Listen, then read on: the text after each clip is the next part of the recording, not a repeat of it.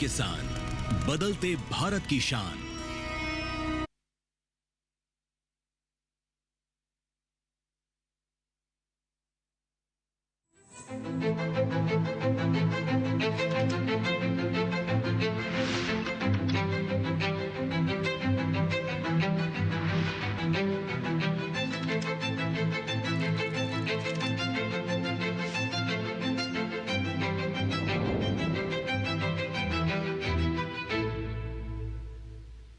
मेरे प्यारे देशवासियों, मन की बात में आपका स्वागत है, अभिनंदन है।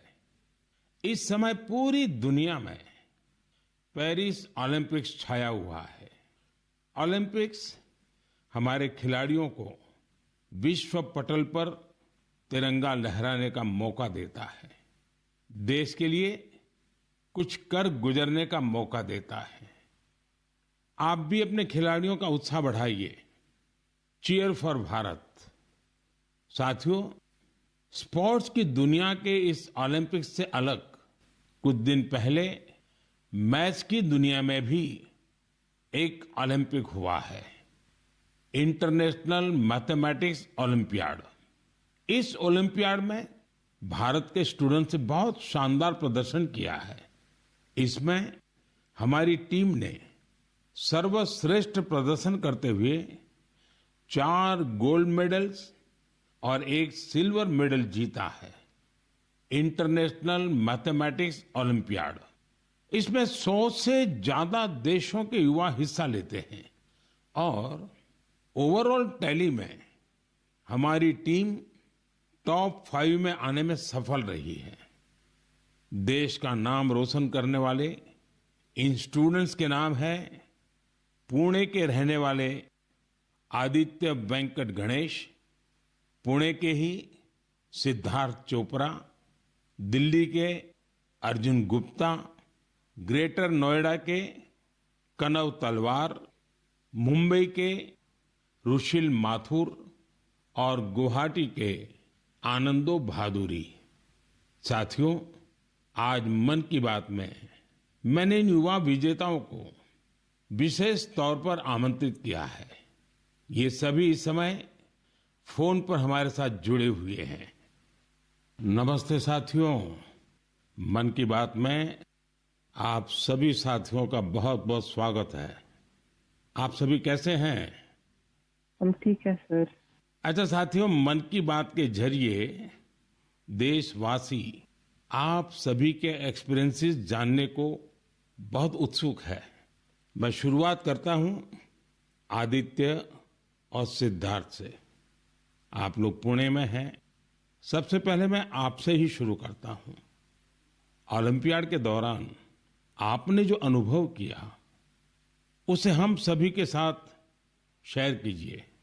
मुझे मैथ्स में छोटे से इंटरेस्ट था। मुझे 5th स्टैंडर्ड में प्रकाश सर एक टीचर ने सिखाया था और उन्होंने मेरे मैथ्स में इंटरेस्ट बढ़ाया था। मुझे कुछ सीखना मिला और मुझे करने का अपॉर्चुनिटी मिला था। आपके साथी का क्या कहना है? मैं सिद्धार्थ हूँ, मैं पुणे से हूँ। मैं भी क्लास 12 पास किया हूँ। ये मेरा 2nd टाइम था आईएमओ में।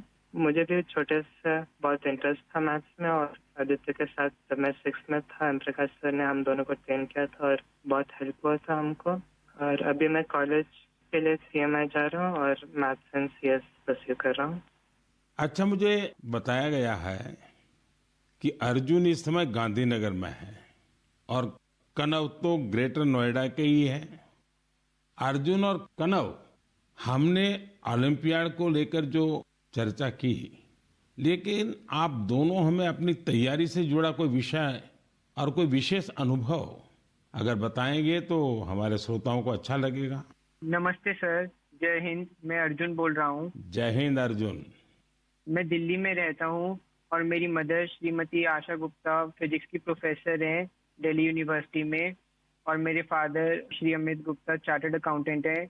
मैं भी बहुत गौरवान्वित महसूस कर रहा हूँ कि मैं अपने देश के प्रधानमंत्री से बात कर रहा हूँ और सबसे पहले मैं अपनी सफलता का श्रेय अपने माता पिता को देना चाहूँगा। मुझे लगता है कि जब एक परिवार में कोई सदस्य एक ऐसे कंपटीशन की तैयारी कर रहा होता है तो केवल उस सदस्य का संघर्ष नहीं होता, पूरे परिवार का संघर्ष होता है। एसेंशियली हमारे पास जो हमारा पेपर होता है उसमें हमारे पास 3 प्रॉब्लम्स के लिए 4.5 घंटे होते हैं, तो एक प्रॉब्लम के लिए 1.5 घंटा।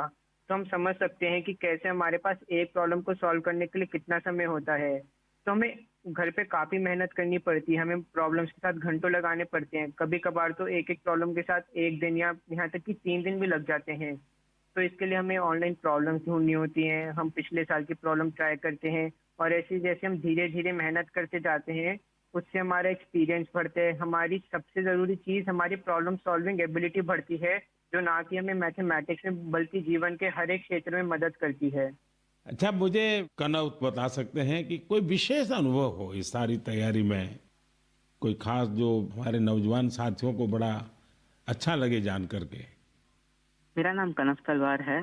मैं ग्रेटर नोएडा उत्तर प्रदेश में रहता हूँ और कक्षा 11वीं का छात्र हूँ। मैथ्स मेरा पसंदीदा सब्जेक्ट है और मुझे बचपन से मैथ्स बहुत पसंद है। बचपन में मेरे पिता मुझे पजल्स कराते थे जिससे मेरा इंटरेस्ट बढ़ता गया।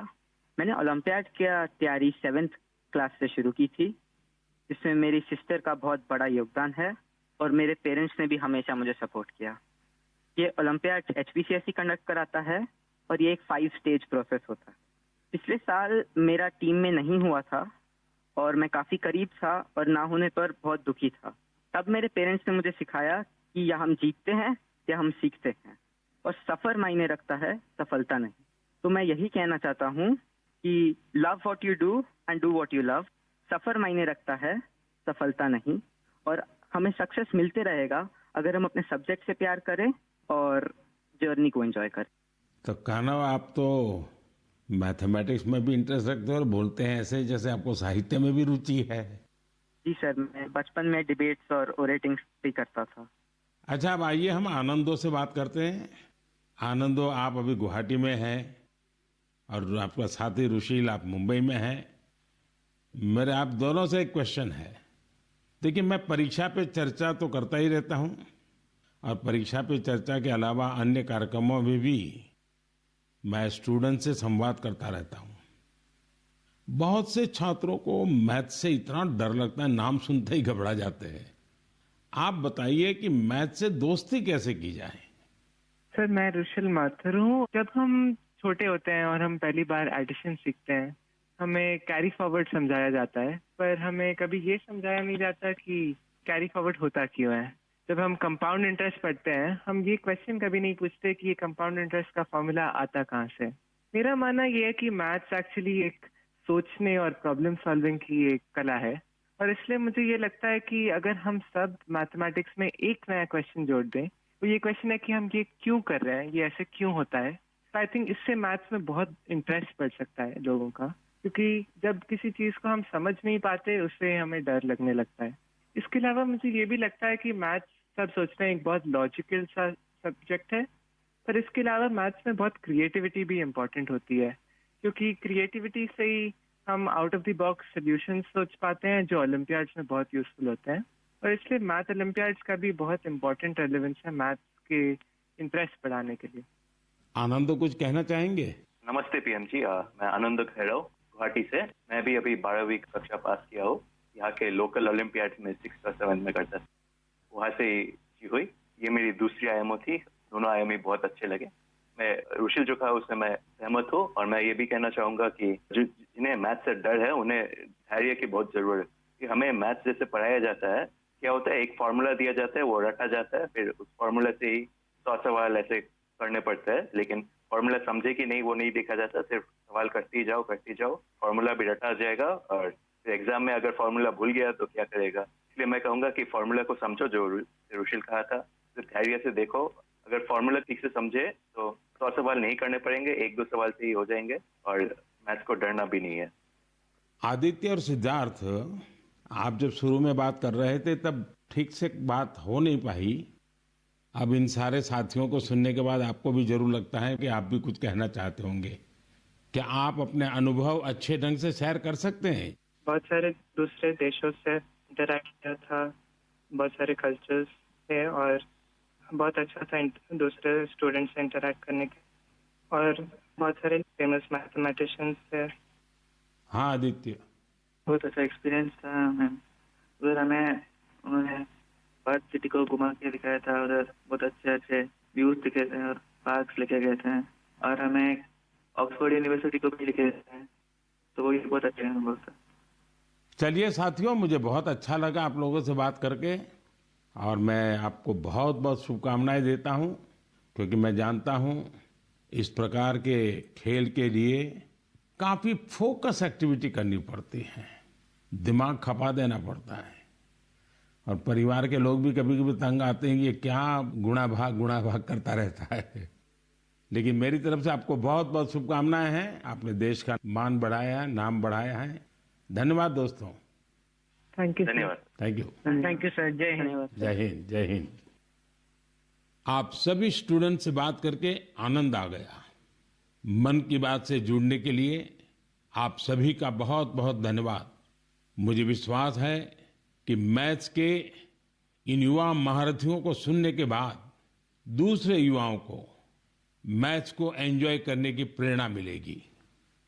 मेरे प्यारे देशवासियों, मन की बात में अब मैं उस विषय को साझा करना चाहता हूं जिसे सुनकर हर भारतवासी का सिर गर्व से ऊंचा हो जाएगा। लेकिन इसके बारे में बताने से पहले मैं आपसे एक सवाल करना चाहूंगा। क्या आपने चराई देऊ मैदान का नाम सुना है? अगर नहीं सुना तो अब आप ये नाम बार बार सुनेंगे और बड़े उत्साह से दूसरों को बताएंगे। असम के चराई देऊ मैदान को यूनेस्को वर्ल्ड हेरिटेज साइट में शामिल किया जा रहा है। इस लिस्ट में यह भारत की 43वीं लेकिन नॉर्थ ईस्ट की पहली साइट होगी। साथियों, आपके मन में ये सवाल जरूर आ रहा होगा कि चराई देऊ मैदान आखिर है क्या और ये इतना खास क्यों है? चराई देऊ का मतलब है shining city on the hills, यानी पहाड़ी पर एक चमकता शहर। ये अहोम राजवंश की पहली राजधानी थी। अहोम राजवंश के लोग अपने पूर्वजों के शव और उनकी कीमती चीजों को पारंपरिक रूप से मैदान में रखते थे। मैदान टीले नुमा एक ढांचा होता है जो ऊपर मिट्टी से ढका होता है और नीचे एक या उससे ज्यादा कमरे होते हैं। ये मैदान अहोम साम्राज्य के दिवंगत राजाओं और गणमान्य लोगों के प्रति श्रद्धा का प्रतीक है। अपने पूर्वजों के प्रति सम्मान प्रकट करने का ये तरीका बहुत यूनिक है। इस जगह पर सामुदायिक पूजा भी होती थी।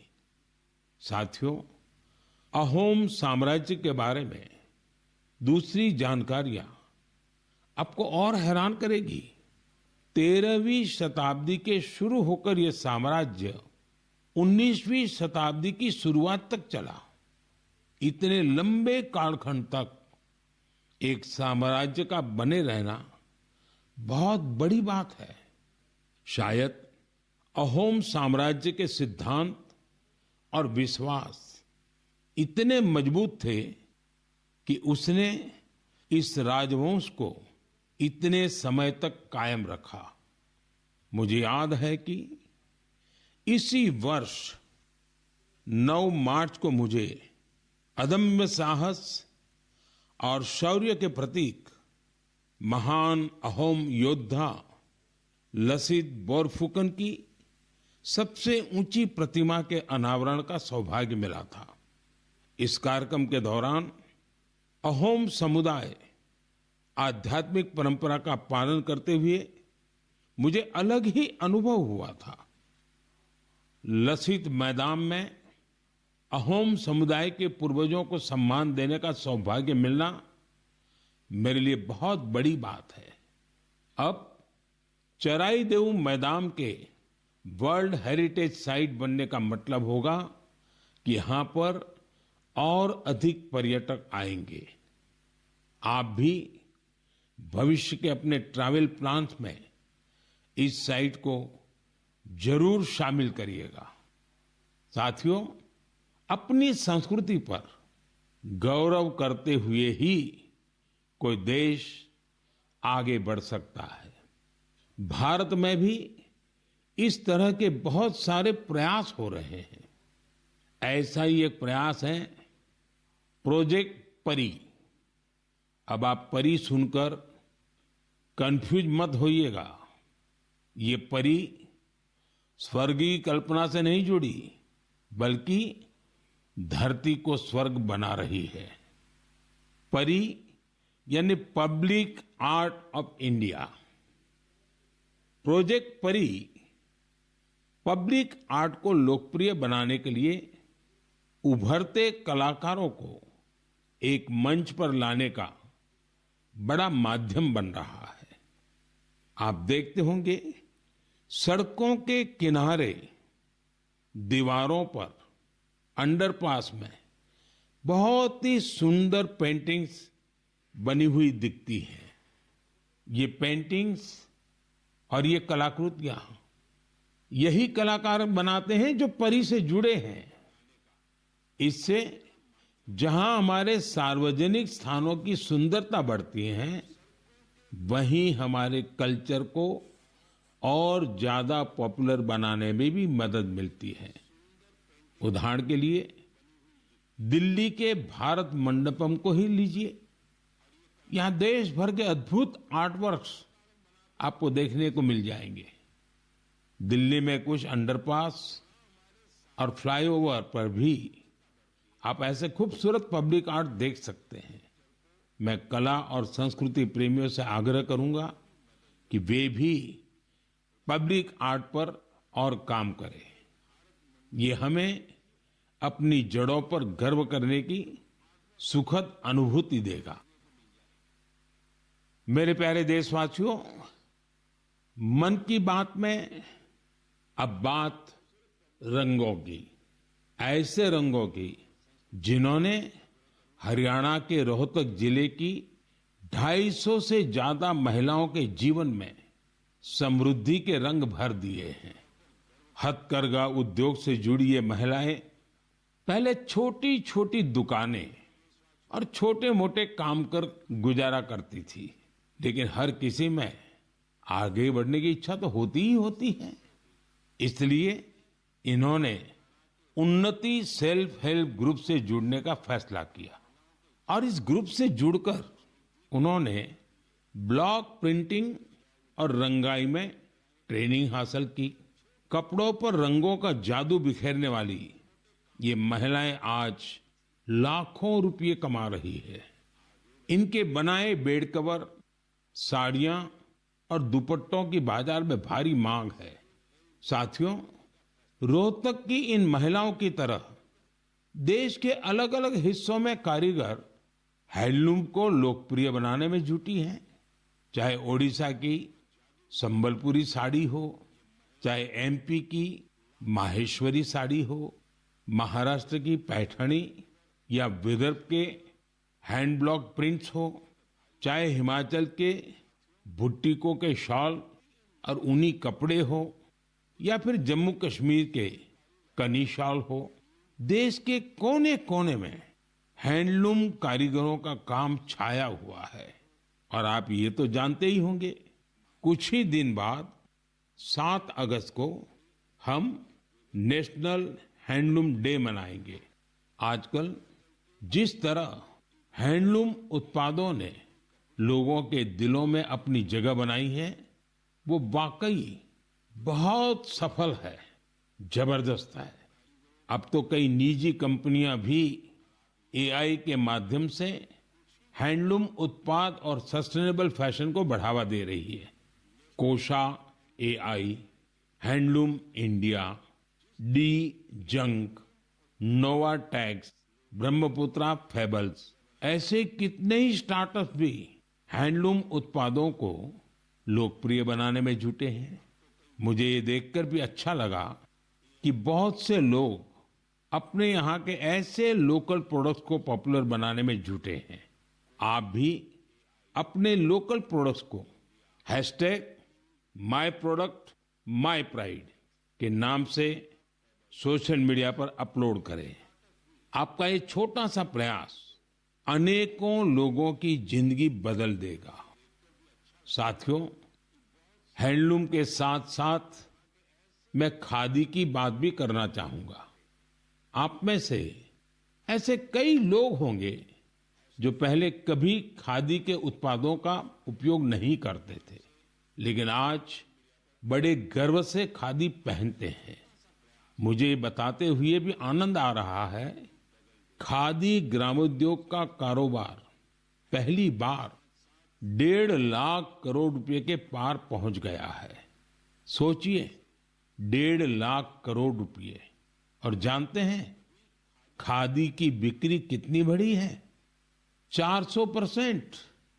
खादी की, हैंडलूम की ये बढ़ती हुई बिक्री बड़ी संख्या में रोजगार के नए अवसर भी बना रही है। इस इंडस्ट्री से सबसे ज्यादा महिलाएं जुड़ी हैं, तो सबसे ज्यादा फायदा भी उन्हीं को हो रहा है। मेरा तो आपसे फिर एक आग्रह है, आपके पास भांति भांति के वस्त्र होंगे और आपने अब तक खादी के वस्त्र नहीं खरीदे, तो इस साल से शुरू कर लें। अगस्त का महीना आ ही गया है। ये आजादी मिलने का महीना है, क्रांति का महीना है। इससे बढ़िया अवसर और क्या होगा खादी खरीदने के लिए। मेरे प्यारे देशवासियों, मन की बात में मैंने अक्सर आपसे ड्रग्स की चुनौती की चर्चा की है। हर परिवार की ये चिंता होती है कि कहीं उनका बच्चा ड्रग्स की चपेट में ना आ जाए। अब ऐसे लोगों की मदद के लिए सरकार ने एक विशेष केंद्र खोला है, जिसका नाम है मानस। ड्रग्स के खिलाफ लड़ाई में ये बहुत बड़ा कदम है। कुछ दिन पहले ही मानस की हेल्पलाइन और पोर्टल को लॉन्च किया गया है। सरकार ने एक टोल फ्री नंबर 1933 जारी किया है। इस पर कॉल करके कोई भी जरूरी सलाह ले सकता है या फिर रिहेबिलिटेशन से जुड़ी जानकारी ले सकता है। अगर किसी के पास ड्रग्स से जुड़ी कोई दूसरी जानकारी भी है, तो वो इसी नंबर पर कॉल करके नारकोटिक्स कंट्रोल ब्यूरो के साथ साझा भी कर सकते हैं। मानस के साथ साझा की गई हर जानकारी गोपनीय रखी जाती है। भारत को ड्रग्स फ्री बनाने में जुटे सभी लोगों से, सभी परिवारों से, सभी संस्थाओं से मेरा आग्रह है कि मानस हेल्पलाइन का भरपूर उपयोग करें। मेरे प्यारे देशवासियों, कल दुनिया भर में टाइगर डे मनाया जाएगा। भारत में तो टाइगर्स, बाघ हमारी संस्कृति का अभिन्न हिस्सा रहा है। हम सब बाघों से जुड़े किस्से कहानियां सुनते हुए ही बड़े हुए हैं। जंगल के आसपास के गांव में तो हर किसी को पता होता है कि बाघ के साथ तालमेल बिठाकर कैसे रहना है।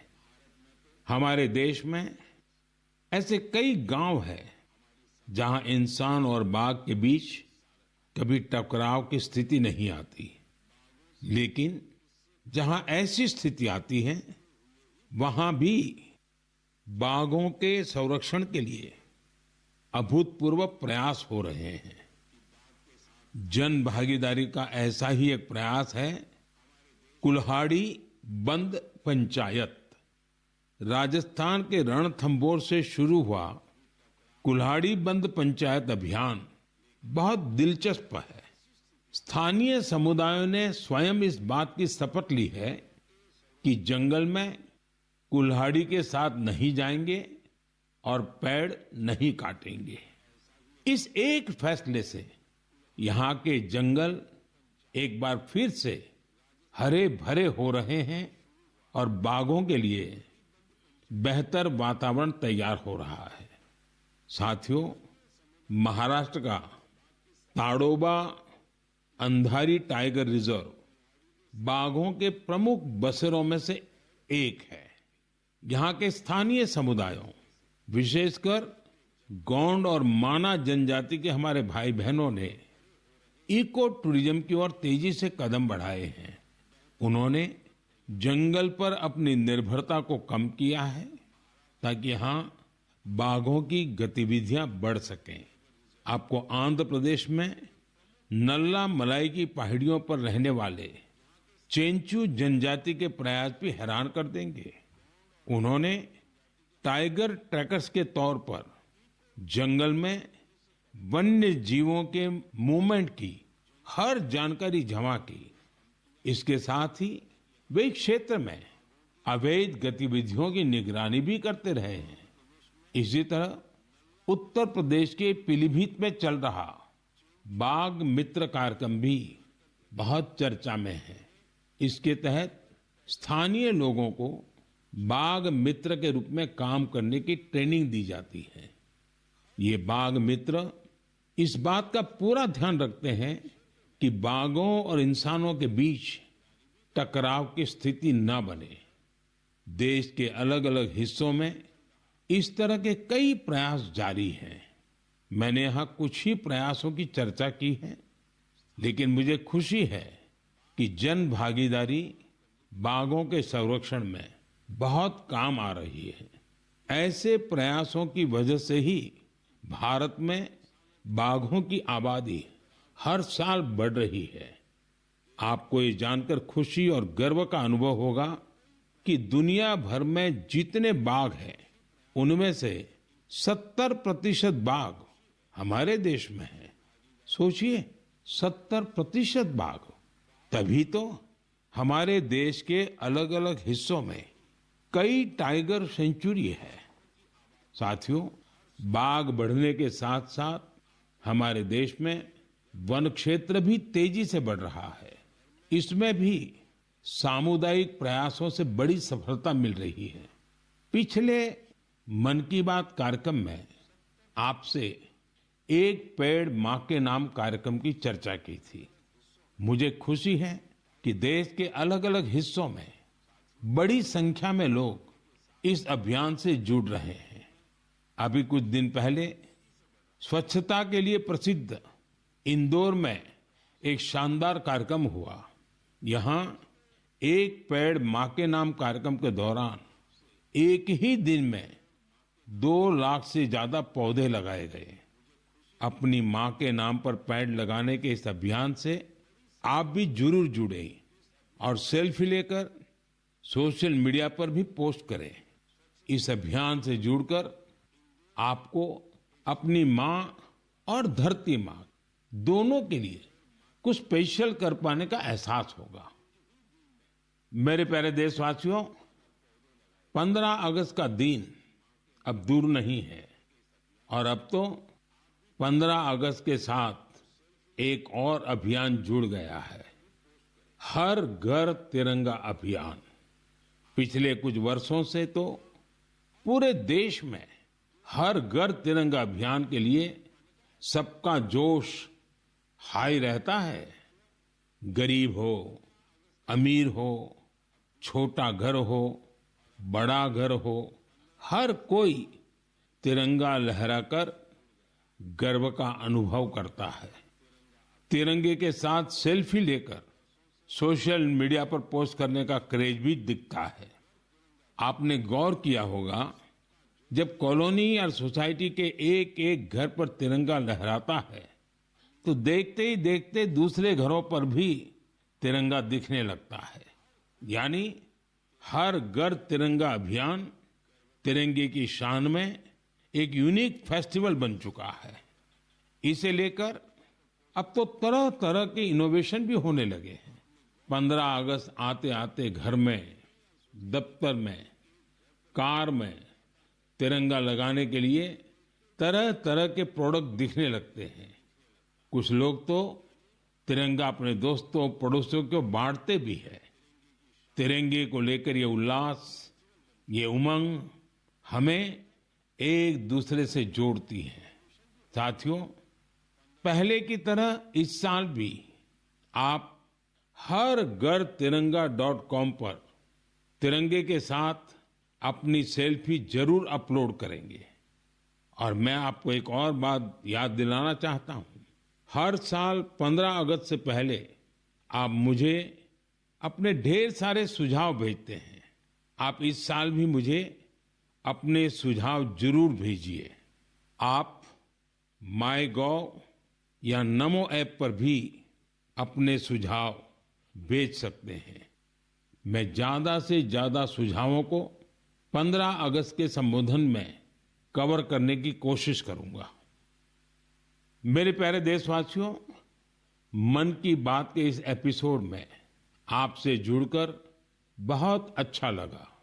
अगली बार फिर मिलेंगे देश की नई उपलब्धियों के साथ, जन भागीदारी के नए प्रयासों के साथ। आप मन की बात के लिए अपने सुझाव जरूर भेजते रहें। आने वाले समय में अनेक पर्व भी आ रहे हैं। आपको सभी पर्वों की ढेर सारी शुभकामनाएं। आप अपने परिवार के साथ मिलकर त्योहारों का आनंद उठाएं। देश के लिए कुछ न कुछ नया करने की ऊर्जा निरंतर बनाए रखें। बहुत बहुत धन्यवाद। नमस्कार।